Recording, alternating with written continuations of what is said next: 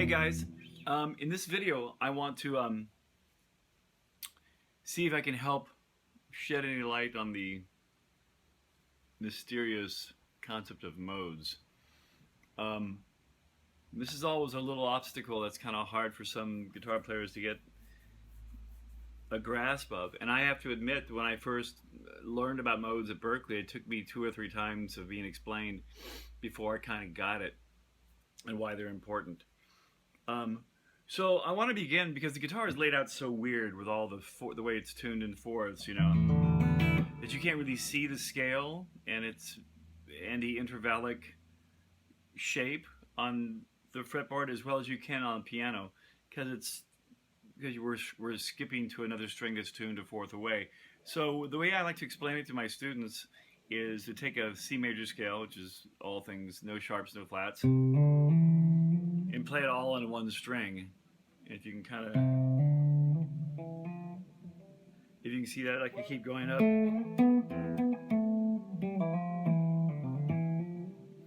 And really what makes a major scale is nothing but the fact that we have this sequence of intervals. We have the whole step.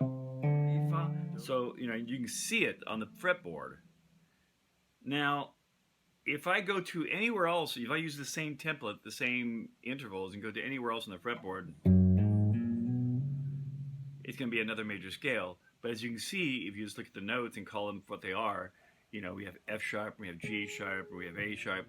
So that's why we even need sharps and flats, right? Is this to adjust depending on where we want to start our scale. I can start in B flat. The main thing is to keep that interval, the space between all the strings, the same. Now, if I were to go back to the key of C, and I were to all of a sudden start changing notes around, you're going to get some kind of wacky scale. In this case, it's like more of a Phrygian type of thing. But that's why, to make a major scale, we have to adhere to this equation. We have to conform to that template. Okay, with me so far? Doesn't matter if it's C. We start the same thing on D. Of course, look, you can see what happened when we went to D. D, E. Automatically, there's an F sharp there. If you continue up, to get the dominant set, the major 7 there, we had to add another sharp. So you can just look at them and see what they are and go, oh, this one has 2 sharps, 3 sharps. Depends on where you start on the fretboard.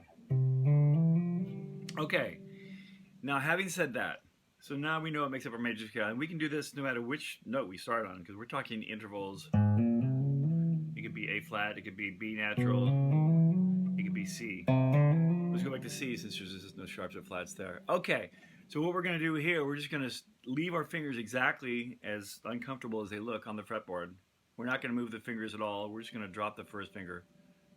We're not going up to D to start. We're not going up to here to start. No. We're going to leave this here. We're just going to drop the first one. And this is going to be the second mode of C. You could say a D Dorian is nothing but, it's just the C scale starting on the second note of the scale. Make sense? Okay. Let's go back to C really quick.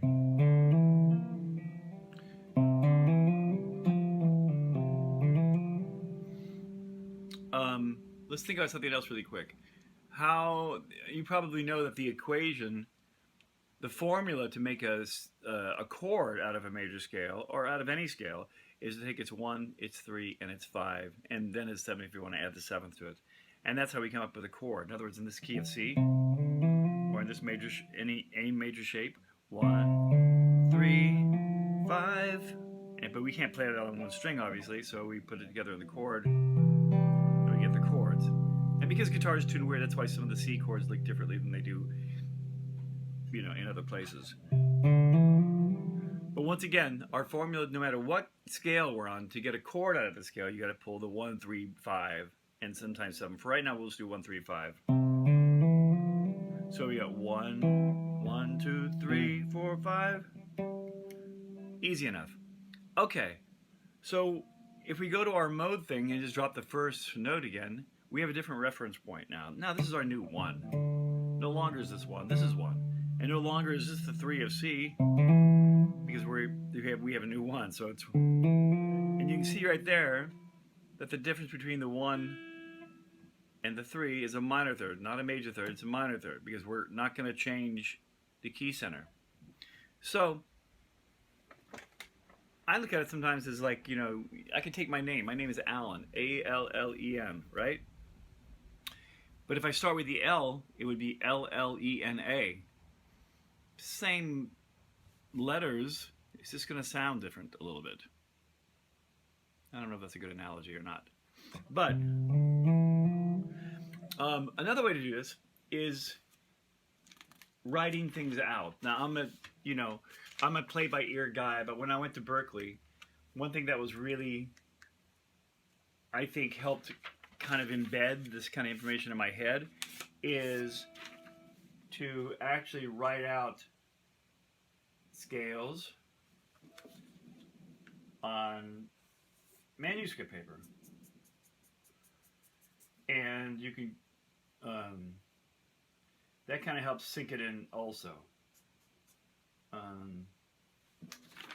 But I don't know if you can see this. There's a C major scale, no sharps, no flats, right up the staff. And here's the C major scale on the fretboard. You can see the whole step, you can see the whole step, you can see the half step. These are where my fingers would have been. Whole step, whole step, whole step, half step again. It's the same way on the line here. How do we get our chord? Root, third, fifth, right? And then we stack them up over here. I can't do this in this like this, but you get the idea. Stack them up, and you get your chord. Then we just cover this one up. We start in the next place. Now we got a new 1, we got a new 3, we got a new 5. Stack it up, you got your D minor chord. So, just common sense. Every 2 chord for every key center is always going to have the same intervals in it. The second chord is always going to be a minor. Right? And this is going to follow a pattern because we're not changing any of the notes. We're just starting in a different place. So the 2 chord of C is D minor. The 2 chord of F is G minor. The 2 chord of B flat, it's always going to be a minor 7th. The 2 chord is always a minor 7th in major harmony. This is making sense. Are you understanding the words that are coming out of my mouth? Okay, so, and it's the same way. The 5 chord of C is always going to be a dominant 7. The 5 chord of D is always going to be dominant 7, in this case, A. So, run this backwards and forwards and let it play next to your pillow while you're sleeping all through the night, and hopefully it'll sink in. Hopefully this sheds some light on modes. And in our next little video, we'll talk about why it's important to know the modes.